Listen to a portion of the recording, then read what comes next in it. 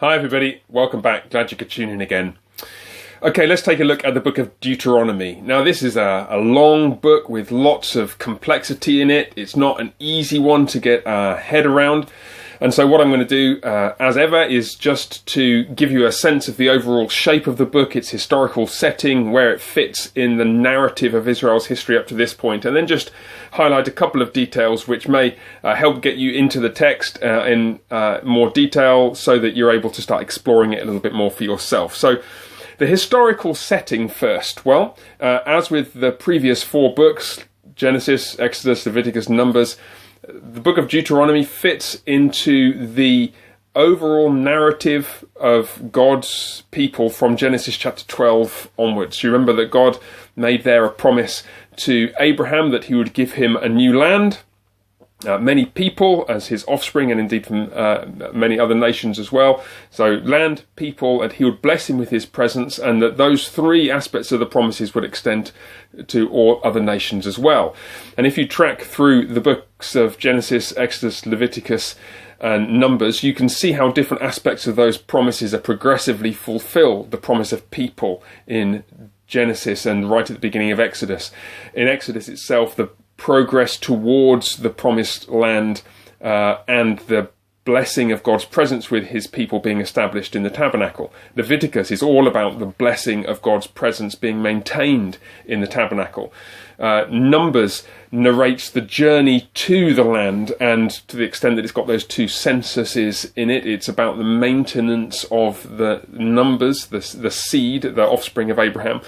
The book of Deuteronomy, within that framework, is the final step of Israel's preparation before they enter the promised land. Look with me at chapter 1 verse 1 and you'll see exactly what I mean. These are the words that Moses spoke to all Israel beyond the Jordan in the wilderness. And then it gives you a whole bunch of geographical locations which are basically on the east side of the Jordan. We've completed the journey now. We've got to the end of that 40-year journey narrated in the book of Numbers. The people of Israel are now waiting to enter the promised land. But before they can go in, the whole of the previous generation, so to speak, needs to die, needs to perish in the wilderness, as God promised in the book of Numbers, before they're allowed to enter the promised land. Moses pleads with God, please let me enter the promised land, and the Lord says, no, you're not to do that. And therefore, basically, not to put too fine a point in it, all the people of Israel, hundreds of thousands of them, are sitting in the hills of the region on the east side of the Jordan, overlooking the promised land and seeing the sun setting over the Mediterranean Sea in the west, and they're waiting for the elderly Moses, who's approaching 120 years old now, to die, so that they can then go into the land. And what does Moses do while he's waiting to die, as he sees the people whom he's led for 40 years with him about to enter the land which he will never set foot in? Answer is, he preaches a series of sermons. And Deuteronomy is the record of those sermons. It's a series of exhortations, preparation for life in the land. Think of it in the context of the Genesis 12 promise to Abraham. This is how to live under God's blessing in the new setting that you're going to. And the structure of the book, therefore, this series of sermons, looks a little bit like this. First, in chapters 1 to 4, you've got a historical prologue and a description, actually, of a lot of Israel's unfaithfulness in the wilderness. You get a hint of that even in the second and third verses. It's 11 days' journey from Horeb by the way of Mount Seir to Kadesh Barnea. In the 40th year, on the first day of the month and so on, Moses started to expound this law. Well, it's taken them 40 years to do an 11-day journey. Something bad has gone wrong. And of course, you know what it is. It was to do with Israel's ungodliness and rebellion in the wilderness. So the historical prologue picks up a lot of Israel's rebellion and is designed to teach them about that. Then, of course, in chapter 5, you've got a restatement of the Ten Commandments. And chapters 6 through 11, a general exposition of the Torah and of the law, more broadly speaking, Israel's purpose, so to speak, what they're going into the promised land in order to do. Then in chapters 12 through 26, you've got a long section, which is a set of practical expositions of individual aspects of the law, in that sense of regulations, for particular settings in the promised land. And there are some tweaks, some differences in how the law is to be observed, especially in regard to some of the festivals in the land compared to how it was to be observed in the wilderness. That comes to a climax then with chapters 27 and 28, which are a list of blessings and curses if you will keep or if you will not keep this law. Before you've got chapters 29 and 30, the renewal of the covenant. The whole people of Israel commit themselves once again to keep this book of the covenant. Indeed, some scholars have suggested that the book of Deuteronomy is actually fashioned along the lines of other ancient Near Eastern covenant treaty documents. There may be something in that, but even if there's nothing so much in those parallels, it's certainly the case that the Lord is here speaking to his people and declaring, this is how you are now to live under the rule of me, the living God, your king, your ruler. And then finally, the last 4 chapters, 31 through 34, Moses hands over the reins, so to speak, to Joshua, his successor, who will lead the people in the next generation. And there's a big exhortation and the Song of Moses, and then the death of Moses at the end of the chapter. And then they're ready, under the leadership of Joshua, to enter the land in the beginning of the next book, the book of Joshua, which we'll get to next. Anyway, so that's basically what's going on in the book. Now, just a couple of things that are highlighted here. First thing you notice, especially in the first few chapters, you notice the number of times that God is always telling Israel to remember and not to forget what they had learned in the past. He's talking here principally to the second generation community. He's saying, you're to remember, you're to not forget the lessons that you've been taught in the past. And you remember, in a sense, this is the problem that Israel has. They hear the law, God thundering to them from Mount Sinai, but then what they do in practice is some distance away from what the law says and even what they'd committed to do previously. And this is an obvious lesson today, just in general terms, to not just be hearers of the word, but doers of the word, so to speak.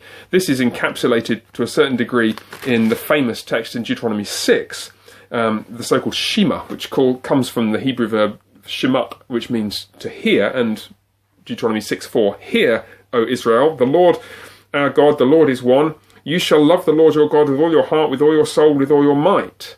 Well, those are pretty weighty words, as Jesus later highlights. And these words that I command you today shall be on your heart. You shall teach them diligently to your children, and you shall talk of them when you sit in the house, when you walk by the way, when you lie down, and when you rise. Bind them as a sign on your hand, and so on and so forth. In other words, do whatever it's necessary to pass these words on to the next generation to ensure that faithfulness is maintained in the people of God from generation to generation. That's really what's going on here.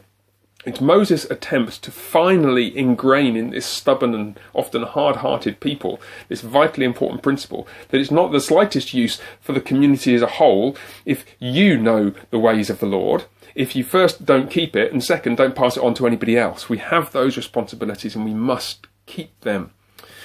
Related to that, you find, especially again in these early chapters, a strange emphasis on the idea that you heard. You heard the Lord speaking. For example, chapter 4, verse 12, the Lord spoke to you out of the midst of the fire. You heard the sound of words, but saw no form. There was only a voice. This is very strange, actually, because the people he's talking to, you, didn't actually hear the voice. You weren't actually there. You are the second generation, not the first generation who is actually there. And it seems that something quite subtle is going on here. Moses is teaching the people implicitly to hear the preached word from the mouth of his prophet with the same degree of clarity and intensity and seriousness as you heard, or the previous generation heard, the original words from the mouth of God himself. You are not to say, yeah, we weren't really there, it wasn't really the same, just hanging out here in the desert hearing a sermon, it's not the same as encountering the living God at Mount Sinai. Moses is saying, yes, it is. For that first generation to hear the voice of God thundering from Mount Sinai, and for you to hear the prophet preaching that word, jolly well is the same, and you ought to take it with the same degree of seriousness. You heard, and you're hearing it now, he would say. So that's another lesson for how we hear the word of God. And of course, Moses in his vocation as a prophet is reflecting on that a great deal. Finally, just another thought from these early chapters. Moses highlights the purpose of the people of Israel going into the land, which is among other things, not simply to enjoy the blessings of God's presence themselves, but to share it with other people. The point is highlighted in chapter 4 when he says, look, I've taught you all these statutes and rules and so on, that you should keep them in the land that you're going into. Now, do them, and that will be your wisdom and your understanding in the sight of all the other peoples. And all the other nations will say, wow, what other nation has got such a great God as this nation's God, that they've got all these wise commandments that we see enacted before us this day. And the point then, of course, is that those other nations, in keeping with the promise of God to Abraham in Genesis 12, will be drawn to Israel and will come to share in the blessings promised to Abraham and to Abraham's offspring and to all nations as a consequence of the faithfulness of Israel. That, at least, is the aim. That's what Israel is going into the land for.